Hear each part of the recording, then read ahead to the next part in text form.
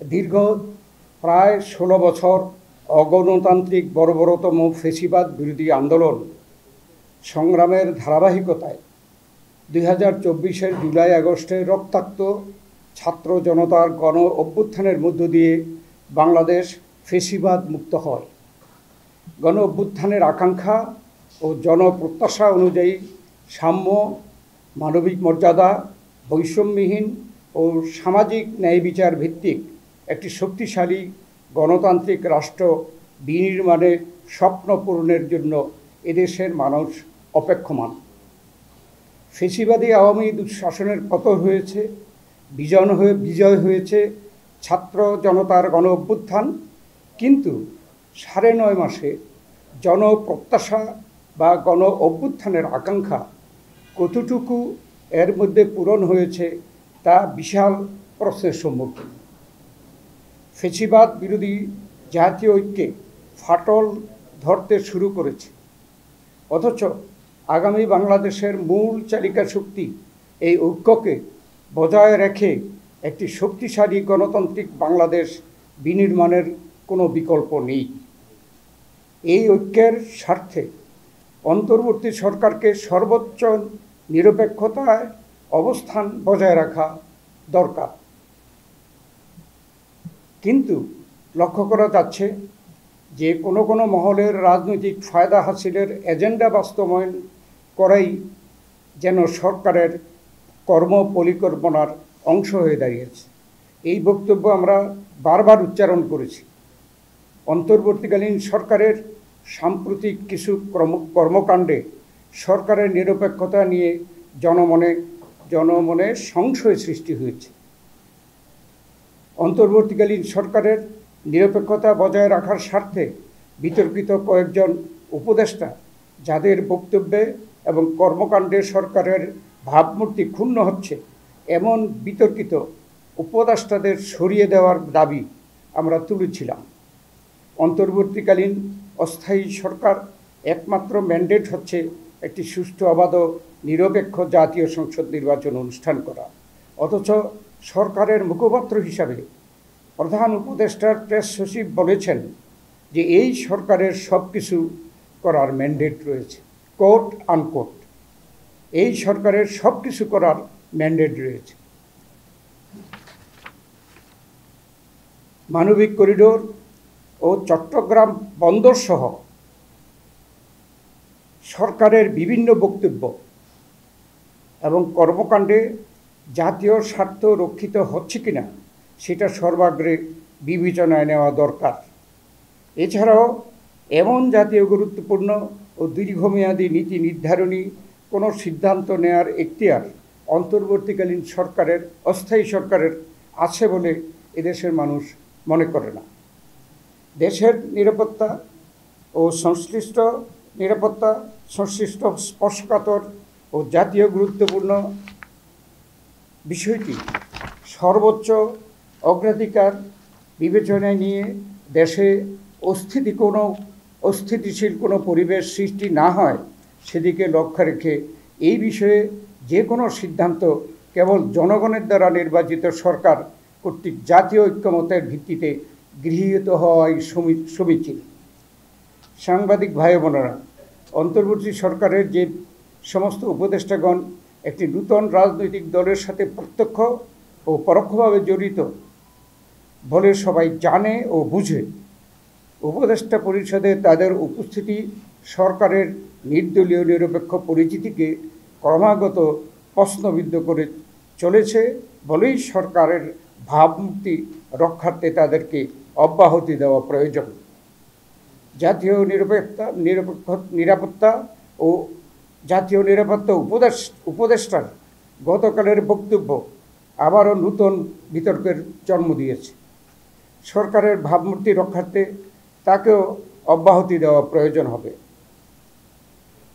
ফ্যাসিবাদের দোসর কয়েকজন উপদেষ্টাকে সরিয়ে দেওয়ার দাবি আমরা ইতিপূর্বে অনেকবার উত্থাপন করেছি। যেহেতু একটি জাতীয় সংসদ নির্বাচন অনুষ্ঠান করাই এই সরকারের প্রধান কাজ, তাই মাথাবাড়ি উপদেষ্টা পরিষদ না রেখে শুধুমাত্র দৈনন্দিন কাজকর্ম, রুটিন ওয়ার্ক পরিচালনার জন্য একটি ছোট্ট আকারের উপদেষ্টা পরিষদ রাখাই বাঞ্ছনীয়। রাজনৈতিক দলগুলোর ঐকমত্যের ভিত্তিতে একটি সংস্কার সনদ তৈরির প্রক্রিয়ার মধ্যে আলাপ আলোচনা অব্যাহত থাকা সত্ত্বেও এই বিষয়গুলো নিয়ে এবং স্থানীয় সরকার নির্বাচনের দাবিতে একটি দলের নির্বাচন কমিশন ঘেরাও কর্মসূচি আমাদেরকেও ও সরকারকে বিব্রত করেছে।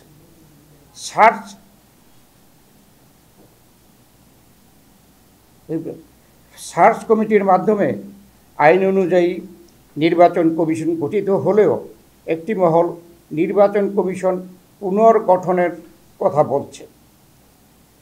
সরকার সাংবিধানিক প্রতিষ্ঠান সমূহ পুনর্গঠনের প্রক্রিয়ায় সব ক্ষেত্রে আমাদের মতামত না নিলেও নির্বাচন কমিশন গঠনের ক্ষেত্রে সকল পক্ষকে অন্তর্ভুক্ত করে এই কমিশন গঠন করেছে। কিন্তু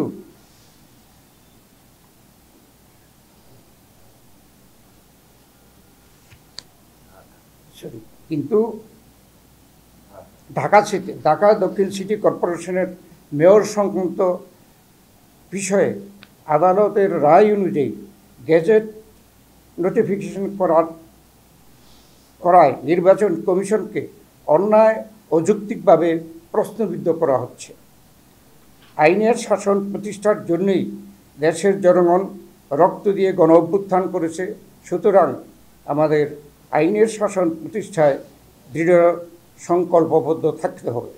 আমরা আশা করব নির্বাচনী ট্রাইব্যুনাল ও উচ্চ আদালতের রায়ের প্রতি সম্মান প্রদর্শন করে অতি শীঘ্র সরকার ঢাকা দক্ষিণ সিটি কর্পোরেশনের মেয়র হিসাবে জনাব ইশরাক হোসেনকে শপথ গ্রহণের ব্যবস্থা করবে।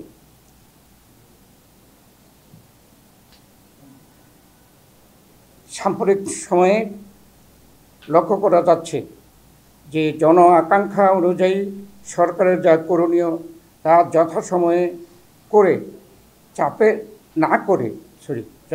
না করে চাপের মুখে যে কাজ করার সংস্কৃতি ইতিমধ্যে সরকারের সক্ষমতা মর্যাদা ক্ষুণ্ণ করেছে এবং অন্যদেরকে একই প্রক্রিয়ায় দাবি আদায়ের ন্যায্যতা প্রদান করেছে।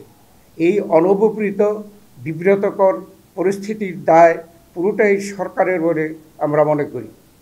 নির্বাচন কমিশন সাংবিধানিক দায়িত্ব হচ্ছে রাষ্ট্রপতি নির্বাচন, জাতীয় সংসদ নির্বাচন ও রাষ্ট্রপতি নির্বাচন অনুষ্ঠান।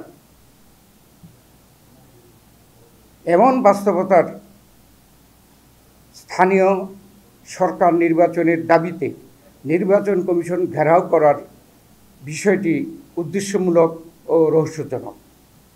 জুলাই ছাত্র গণ অভ্যুত্থানের আকাঙ্ক্ষাকে ধারণ করে মানুষের হারানো গণতান্ত্রিক অধিকার, সাংবিধানিক অধিকার, মানবাধিকার সহ ভোটাধিকার নিশ্চিত করার লক্ষ্যে যথাশীঘ্র সম্ভব জন আকাঙ্ক্ষা অনুযায়ী একটি নির্বাচিত রাজনৈতিক সরকার প্রতিষ্ঠা করাই এখন সর্বোচ্চ অগ্রাধিকার। তাই আমরা একটি সুষ্ঠু, অবাধ, নিরপেক্ষ নির্বাচনের মাধ্যমে ডিসেম্বর 2025-এর মধ্যে একটি জাতীয় সংসদ গঠনের জন্য অবিলম্বে সুনির্দিষ্ট রোডম্যাপ ঘোষণার দাবি জানাচ্ছি। এই সর্বোচ্চ জন আকাঙ্ক্ষাকে সর্বোচ্চ অগ্রাধিকার দেওয়া বর্তমান অন্তর্বর্তী সরকারের প্রধানতম এজেন্ডা হওয়া উচিত বলে জনগণ মনে করে। এর অন্যথা হলে জনগণের দল হিসাবে বিএনপির পক্ষে এই সরকারের প্রতি সহযোগিতা অব্যাহত রাখা কঠিন হয়ে দাঁড়াবে। প্রিয় সাংবাদিক ভাই বোনেরা, যেহেতু সংস্কার একটি চলমান প্রক্রিয়া, তাই সংস্কার ও নির্বাচন প্রক্রিয়া দুটোই একসাথে চলতে পারে। পতিত ফ্যাসিবাদী শক্তির ও ব্যক্তির অর্থাৎ দল ও মানবতাবিরোধী অপরাধে অভিযুক্ত ব্যক্তিদের বিচার প্রক্রিয়া চলমান থাকবে। যে বিষয়গুলো এই সংবাদ সম্মেলনের মাধ্যমে আপনাদের সামনে উপস্থাপন করা হচ্ছে, সেই বিষয়গুলো আমাদের আগের প্রস্তাব ও পরামর্শের মতো উপেক্ষিত হলে তা হবে দুর্ভাগ্যজনক। সেক্ষেত্রে অনিবার্যভাবেই বিএনপি অন্তর্বর্তীকালীন সরকারকে সহযোগিতা রাখবে কিনা তা পুনর্বিবেচনা করতে বাধ্য হবে। দেশের স্থিতিশীলতা বজায় রাখার স্বার্থে আইনশৃঙ্খলা পরিস্থিতির অবনতি রোধকল্পে নিত্য প্রয়োজনীয় দ্রব্যমূল্য জনগণের ক্রয় ক্ষমতার নাগালের মধ্যে রাখতে বিনিয়োগ, ব্যবসা বাণিজ্য, গতিশীলতা আনয়নের লক্ষ্যে নির্বাচন পূর্ব সময় পর্যন্ত সরকার ঐকমত্যের ভিত্তিতে রাষ্ট্র পরিচালনা করবেন, এই প্রত্যাশা আমাদের সকলের। আপনাদের সকলকে ধন্যবাদ।